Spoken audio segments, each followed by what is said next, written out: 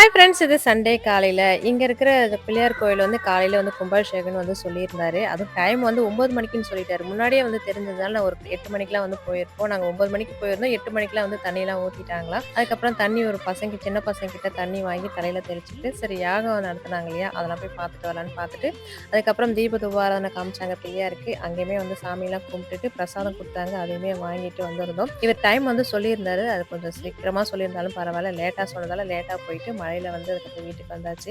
வீட்டுக்கு வந்த உடனே பார்த்தீங்கன்னா, இன்னைக்கு சண்டேன்றதால நூடுல்ஸ் கேட்டிருந்தாங்க. அந்த நூடுல்ஸ் மட்டும் நான் வாங்குனா, வீட்ல ஒரு நைட்டு கூட இருக்காது. அப்பவே சமைச்சு குடுத்துடணும். இல்லன்னா இது செய்யுன்னு சொல்லிட்டு ஒரே டார்ச்சலா இருக்கும். நூடுல்ஸ்ன்றது பார்த்தீங்கன்னா, வீட்ல செஞ்சா மட்டும் தான் கடையில கண்டிப்பா வாங்கியே தரமாட்டோம்.